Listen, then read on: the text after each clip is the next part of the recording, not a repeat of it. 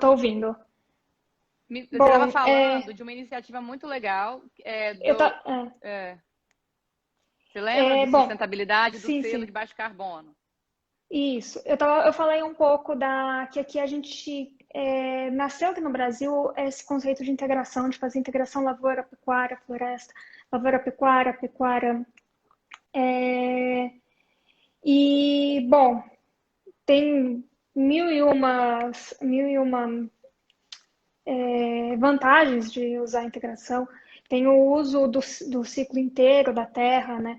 Então, por exemplo, na lavoura, pecuária, floresta, depois do cultivo, que você colhe o grão, você vai nascer a braquiária, você coloca o gado, o tempo inteiro você está cultivando. Então, tem uma diversificação de cultura para o produtor, uma diminuição da erosão do solo, vai diminuir, como eu falei, diminui a temperatura da pastagem, o que cria um bem-estar maior para o boi, ele acaba comendo mais, então ele engorda mais, Logo precisa de ele... menos adicionais, né, que a turma costuma dizer. Uhum.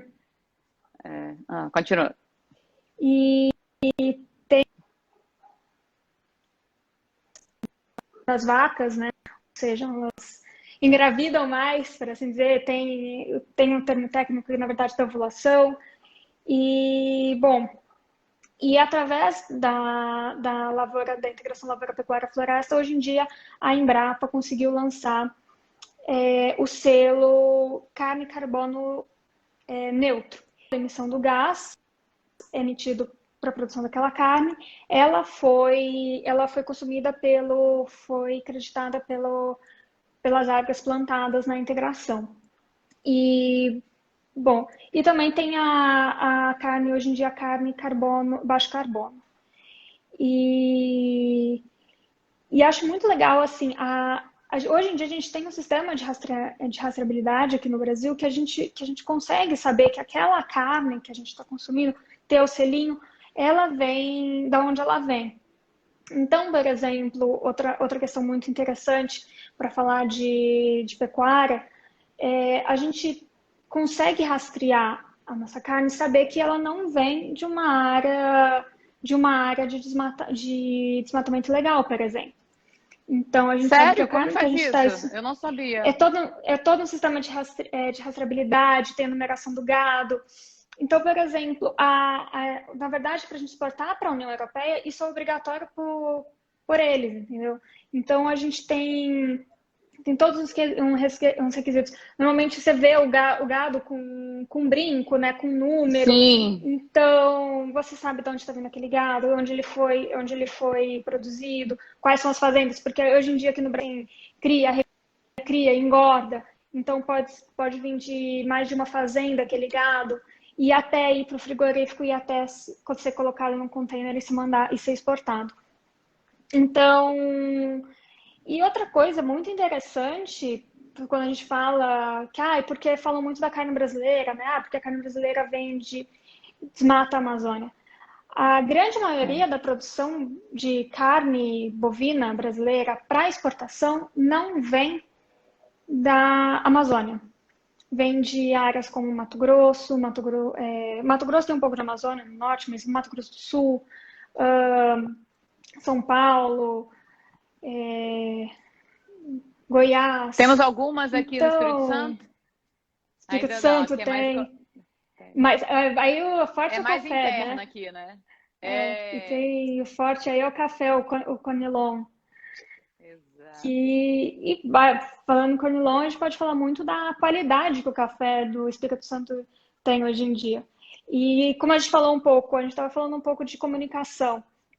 Olha como é a comunicação. Antigamente, o café, quando se pensava em café de qualidade, se pensava o café colombiano, né? Então, Sim. a gente ia para os Estados Unidos, a gente via o quê? Via aquele colombiano de chapéu e associava com café de qualidade. Sendo que a gente sempre teve no Brasil um café de qualidade. Isso foi marketing, isso é comunicação. Mas a gente conseguiu, com programas aqui no Brasil, a gente conseguiu mudar, reverter isso. E hoje em dia, o Brasil é sinônimo de café de qualidade. E eu sei que o Espírito Santo, hoje em dia, já aprimorou tanto o seu plantio de conilon, que antes o conilon, que era tido como um café de baixa qualidade, hoje já tem cafés Premiações conilon internacionais. de altíssima Acabamos de ganhar qualidade. mais um. Não, isso, e assim, isso a gente está agregando valor ao nosso produto, né? Exatamente. E é muito interessante esses casos. E era bem, e volta muito naquilo que a gente estava falando, como a gente comunica, né? E também muito uso de tecnologia. Hoje o agro brasileiro eu ia começar até, eu ia falar, o Brasil é muito Era interessante o uma caso próxima brasileiro. perguntinha. É muito interessante o caso brasileiro porque em 1960, desde 1960 até os dias atuais, o Brasil deixou de ser um importador de alimentos para ser um exportador de alimentos. E não só qualquer exportador de alimentos, né? Porque a gente tá entre acho que os 5 maiores exportadores, produtores de pelo menos, acho que 36 gêneros agrícolas. Sendo que a gente é o primeiro exportador de açúcar, primeiro exportador de carne bovina, suco de laranja. E como que se deu tudo isso, né? Através do uso de tecnologia. A gente foi se aprimorando e hoje em dia a gente usa uma tecnologia assim, eu acho, a gente usa tanto tecnologia no agro e tecnologia, melhoramento genético, uso de defensivos tecnológicos, uso de drones, é uma infinidade de coisa que eu gosto muito de usar uma frase que eu escutei para exemplificar muito bem isso. Antigamente tinha aquele conceito, a frase é a seguinte: antigamente quem não estuda ia para a roça. Hoje em dia só vai para a roça quem estuda. Isso exemplifica o nosso agro atual. É o êxodo ao contrário, né? Tem um dado muito. É O o êxodo, êxodo sim. invertido, né? Tem. E para mostrar a importância do uso de tecnologia, eu estava lendo um tempo atrás, eu estava lendo uma entrevista com o ex-ministro Roberto Rodrigues, que foi ministro de Agricultura em alguns governos passados. E ele estava falando que um dado da OCDE, falou o seguinte, que devido ao aumento populacional, o mundo teria que aumentar em 20% a sua produção de alimentos para conseguir alimentar o mundo. E desse aumento de produção, o Brasil teria que ser responsável por 40% do aumento de produção. Uou! Por que Índice o Brasil mundo, teria né? que... o Brasil tinha que aumentar a produção dele em 40% para conseguir isso mundial.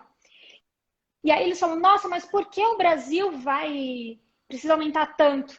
E aí até o ex-ministro ele fala, porque a gente tem o quê? Tecnologia sustentável, a gente tem terra para cultivo e a gente tem mão de obra. Agora aí falam assim, mas terra para cultivo, quer dizer que a gente vai desmatar? Não. Exato. A gente tem ainda muita terra para ser utilizada para a agricultura, para a pecuária. E com o uso de tecnologia, já é possível aumentar muito a nossa produção sem abertura de novas áreas para plantio. Então, a gente consegue alimentar o mundo, e eu acho que é uma coisa que o brasileiro deveria, assim, se orgulhar da gente ser o celeiro do mundo. E a gente consegue fazer isso para divulgar, né, Cláudia? E divulgar. Saber exatamente. Eu estava assistindo chegou no meu WhatsApp um trecho de uma entrevista do Bial com aquele astrofísico Neil Tyson, americano. E ele estava falando exatamente do Brasil e como o brasileiro não se valoriza e não reconhece as coisas que a gente tem aqui no Brasil. Ele falou da Embraer, ele falou, gente, uma grande parte do mundo voa num avião brasileiro e vocês não falam, olha a nossa engenharia. A aviação... Sempre o do vizinho é melhor, né? É mais competente que a gente, né? Um dos pais da aviação é um brasileiro.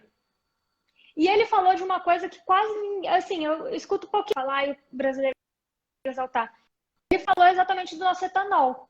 A gente tem um programa de etanol, de biocombustível, que é um biocombustível verde. O etanol, ele consegue emitir menos gás carbônico na atmosfera do que a gasolina. E esse número chega em até 90% a menos em todo o ciclo da produção de etanol. E o etanol, o Brasil, assim, o etanol obviamente não foi criado no Brasil, mas a tecnologia do carro etanol foi. A tecnologia do carro flex é brasileira. E o Brasil é um grande produtor de cana-de-açúcar e é um grande produtor de etanol. Hoje em dia, eu acho muito legal que a gente tem, inclusive, algumas usinas que são chamadas de usina flex, porque, obviamente, o cultivo da cana-de-açúcar não ocorre o ano todo, né? A gente tem sempre a entre-safra. E durante a entre-safra da cana-de-açúcar, a gente pode fazer uma safrinha de milho e fazer o etanol através de milho. Então, hoje em dia, existem usinas aqui dentro do nosso país que conseguem produzir etanol tanto através da cana-de-açúcar como através do milho. E assim, E era um assunto que eu ia te provocar, Cláudia. Hoje o mundo fala em energias renováveis o tempo todo, né? E como que a gente insere a energia renovável dentro do conceito do campo? E você está falando nada mais do que biomassa, né? Então, falando de combustível, por exemplo, de energia, enfim, que você pode... A bioenergia, então, exato. Então, era um assunto que eu ia te chamar. Como é que hoje o agro vê a geração de energias renováveis, entendeu? E você já está falando, na verdade. Não, e é engraçado porque você não vê ninguém exaltando etanol, falando, não, vamos usar etanol porque é uma energia verde, né? E os transportes são os grandes emissores de gás causadores de efeito estufa na atmosfera. E a gente tem um combustível verde, sabe? A gente tem produção. E é muito interessante esse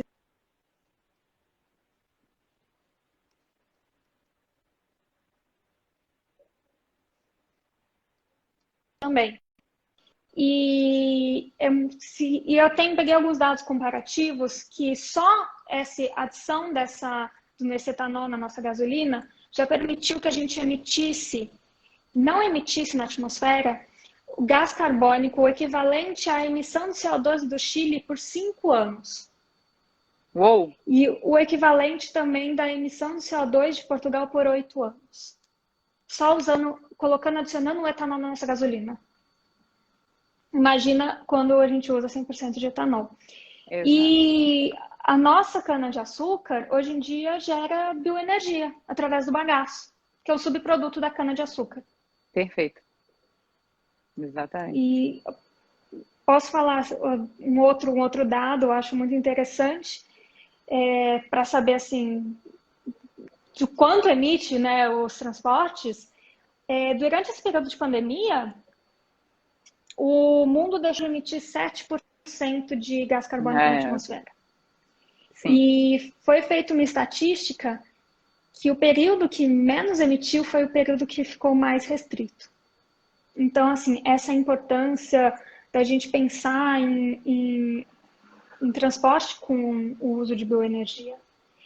O Brasil teve, um tempo atrás, assim, um marco na política pública que foi o RenovaBio, que foi uma política para, na verdade, uma estratégia conjunta da iniciativa privada com agentes públicos, né,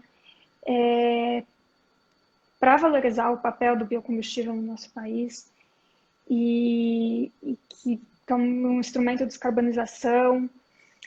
E uma coisa muito interessante que hoje em dia, através do programa RenovaBio, a gente consegue emitir os créditos de redução de emissões de gás carbônico, que é o CBIO, e comercializar em bolsa, comercializar na B3. Esse ano teve a primeira comercialização de crédito de carbono de CBIO na B3. Foi, eu não sabia desse dado. Extremamente interessante. E aí, você acompanhou esse Foi no meio do ano. Isso que eu ia perguntar. Muito bom, foi no meio do ano, dado. Primeira emissão do CBIO. Como que foi? Não sei dizer quem que emitiu. Muito legal, vou pesquisar. Ou seja, no meio de uma pandemia, a gente está falando de investimento na B3 de biocombustível. Né? Não, e falando, se a gente for falar de Covid e falar, o agro acho que mostrou esse ano de Covid, assim, a sua magnitude, né? E a sua importância, porque o agronegócio, ele não parou em nenhum momento. o agronegócio não deixou faltar alimento na mesa nem do brasileiro nem do mundo, porque a gente conseguiu respeitar todos os nossos contratos internacionais. Obviamente que aqui também a gente precisa dar crédito para todas as outras áreas que não suporte ao agro, né? Logística, transporte, armazenamento. E é engraçado, engraçado não, desculpa, um dado muito Imagina. relevante. O setor de agronegócio foi o único setor que empregou no primeiro semestre no Brasil. Ele abriu 62 mil novas vagas durante uma pandemia, que todo mundo regrediu. Caramba. O agro conseguiu crescer. Todo mundo e gerar parou, empregos. fazendo ali ajuste trabalhista, o agro crescendo e gerando emprego. Cláudia, tem uma pergunta aqui para você. Fernanda Muro. Cláudia, no seu ponto de vista, quais medidas tendem a chegar no Brasil para os próximos anos? Aí ela falou um beijo enorme. Olha, eu acho o seguinte, a grande bola da vez é a sustentabilidade. E quando falando de sustentabilidade, quando abre uma janela, obviamente o setor privado quer entrar, né?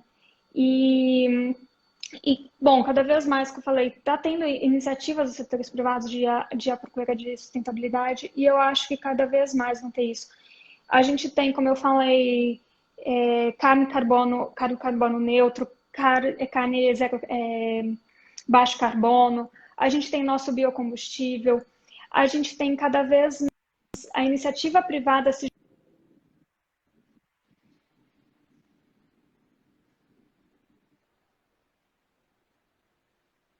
um incêndio, a gente vê, existem grupos no WhatsApp de proprietários rurais que se juntam para ir apagar, porque assim, ninguém quer o fogo, entendeu?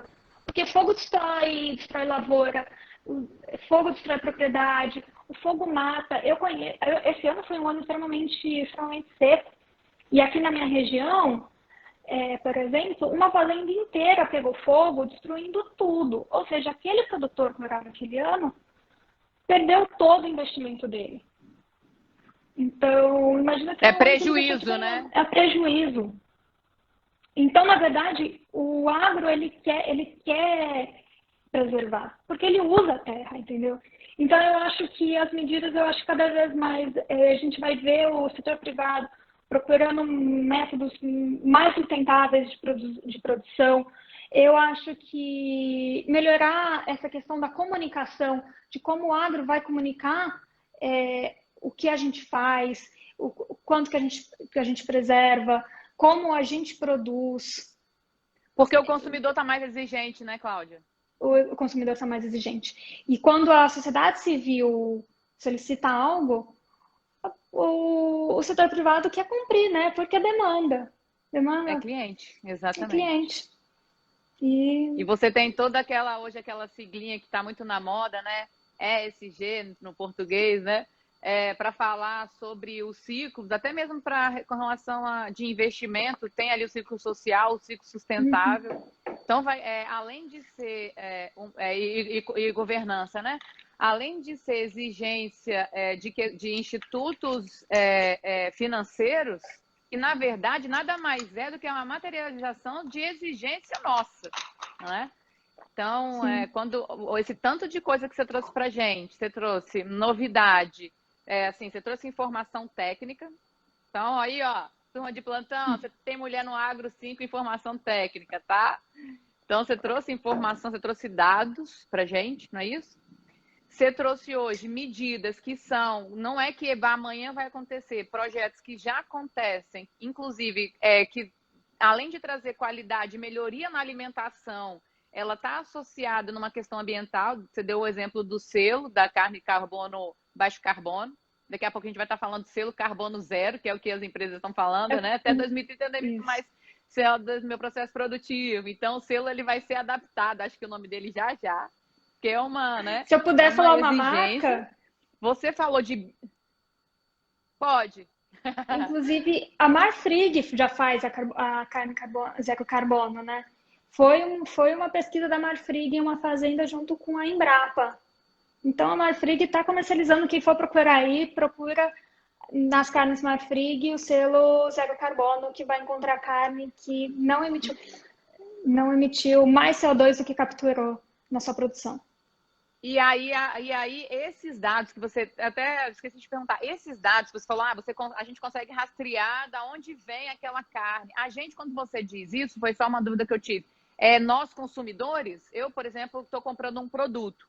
Eu consigo, a partir de um órgão público, enfim, algum site, eu consigo ter essa informação, ou essa informação é para fim de pesquisa em Brapa, União Europeia? Só me fala um pouquinho disso, até para a turma saber como fazer e exigir, entendeu? Não, hoje em dia, bom, a União Europeia pede, então, é uma questão mais B2B, pede de onde está vindo, Perfeito. de onde está vindo essa carne. Mas a gente tem realmente um sistema. Hoje em dia, e assim, gente, a gente tem um código florestal extremamente rígido. O governo fiscaliza. Hoje em dia tem o exército na Amazônia fiscalizando, inclusive. Então, muito difícil vai chegar. Se você comprar de grandes frigoríficos, muito difícil vai estar comprando uma carne de área de desmatamento ilegal. Porque tem uma rastreabilidade e uma fiscalização E eles extremamente pedem. hoje. Os frigoríficos E requerem, aí, eles querem saber. Exatamente. Ainda mais agora, né? Já que todos os holofortes estão no Brasil, com tudo que tem acontecido. Opa, se eu sair andar fora da linha, o mercado me devora, né? Os compradores hoje, né?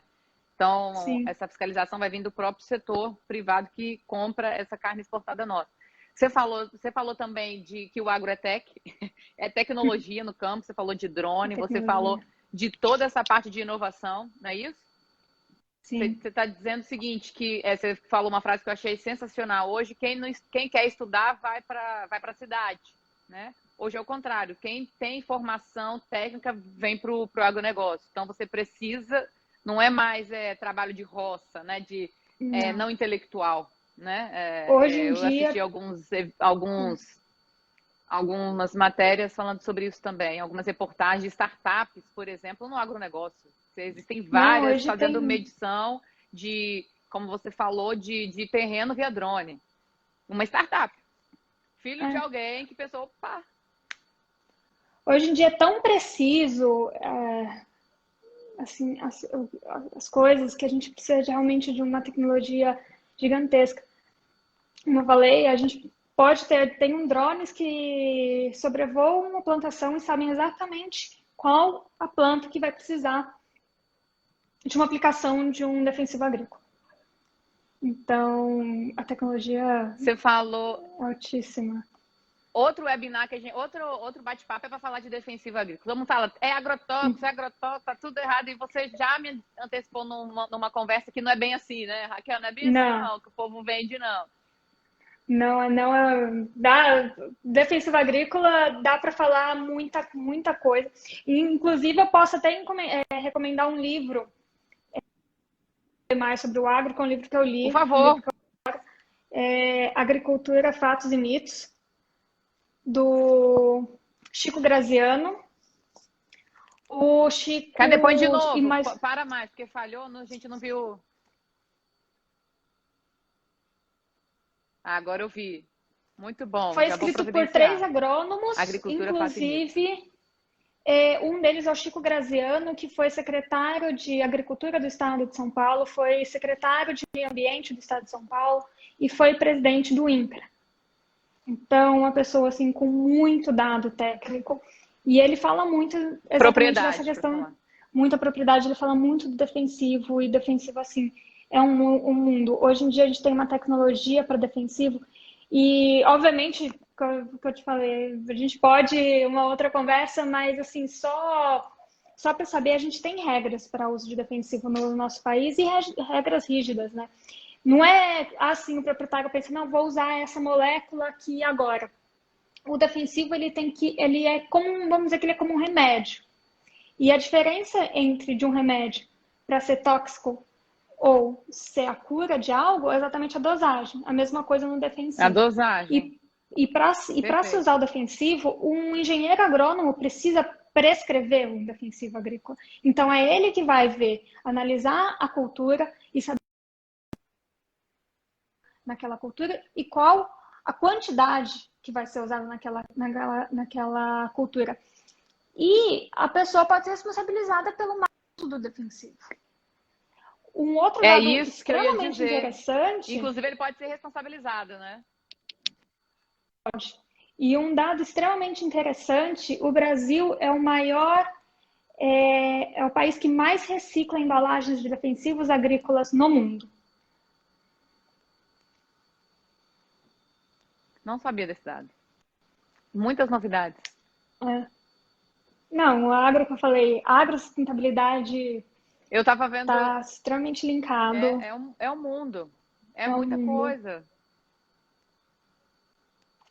Exatamente. Dá um delay aqui. Eu estava, só para finalizar esse assunto de responsabilidade, eu estava vendo um documentário certa vez, e aí era de algumas ações que ingressaram contra a empresa de determinada utilização excessiva de agrotóxicos e culparam a fazenda, né? Mas, na verdade, depois foi se apurada a responsabilidade, foi exatamente do agrônomo, porque ele prescreveu inadequadamente, então você tem exatamente a responsabilidade, do mesmo jeito tem que a responsabilidade do engenheiro, a responsabilidade do advogado, a responsabilidade do médico, você também tem a responsabilidade do agrônomo. Então, assim, não é qualquer coisa, né, Cláudia? É o que você falou, não é ir lá e jogar um veneninho, não é isso, não é veneno, é cura ou não, a depender de quem está manuseando aquilo que tem que estar tudo para aquilo, né? Não. Então, você tem, hoje, a gente volta, acho que...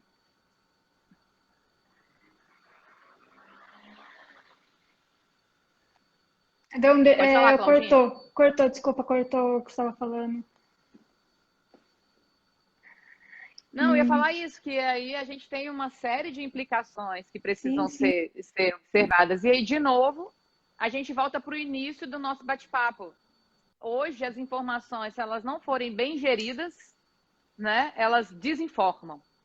A nulidade de informação, a omissão é desinformação, e o excesso de informação negativa também é desinformação. Então, e aí talvez E por isso do objetivo de ter tido esse desejo de te chamar, Cláudia, para ver que você... Eu tenho visto, né, se você quiser aí para a gente encaminhar para o fim, também a gente já está conversando há 1 hora, tá muito bacana. Mas, assim, eu sei que você tem feito algumas medidas de informação. Você participa de grupos, você produz material. Por isso que eu também falei, deixa eu chamar a Cláudia para a gente falar desse assunto. Porque é um assunto que passa nas nossas mesas, né? É um assunto que tem que nos interessar. Fala um pouquinho dessas ações que você hoje está produzindo, que vem aí. Dá spoiler para a gente, Cláudia, sobre esse tema informação e agro. Não, eu falei, eu sou apaixonada pelo agro, eu estudo muito agro, eu procuro muita informação. E, bom, quem quiser me segue lá depois no meu Instagram, que eu de vez em quando eu posto alguma coisa. E igual a Raquel falou, tá vindo uma coisa bem interessante. Dia 11 de janeiro eu vou estrear um podcast junto com o Otaciano, que é uma iniciativa do Grupo Livres, para a gente falar de agro, exatamente para a gente comunicar o agro. E bom, O que é o Grupo Livre, Cláudia? Fala para o Grupo Livre.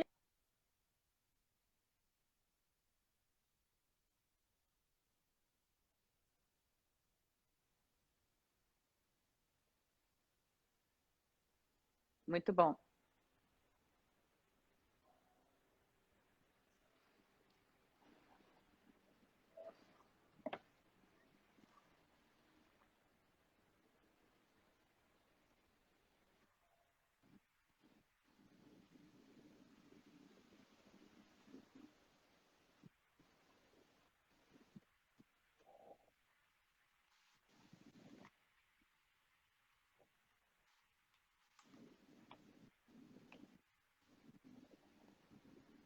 Claudinha, repete a frase que está cortando. Repete a frase para gente. Repete a frase para gente. Tá todo mundo aqui curioso, porque cortou. Não deu para ouvir.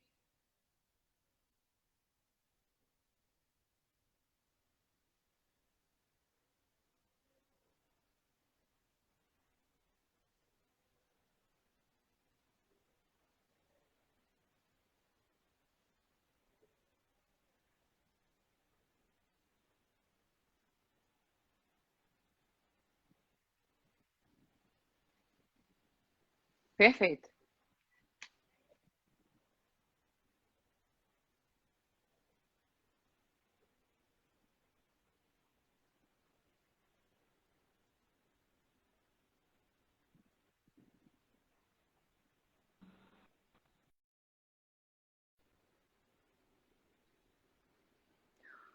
O agro é paz. Pronto. Simples assim. Que quem quer paz não faz guerra. Claudinha, caraca, que legal, que felicidade. Ó, vamos fazer outro? Vamos fazer outro em 21?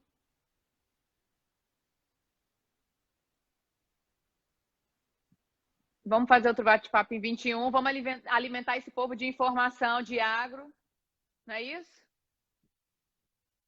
Vamos falar de café na próxima.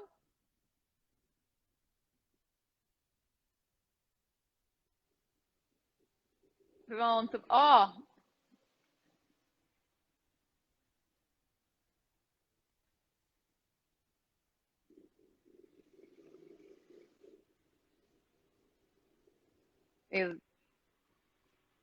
tá falhando, Claudinho. A gente tem que acabar com.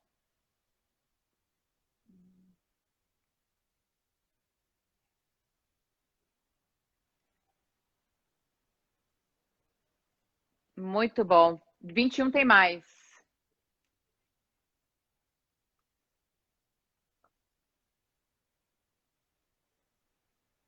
Muito bom. E a gente faz isso com informação. Obrigada a você.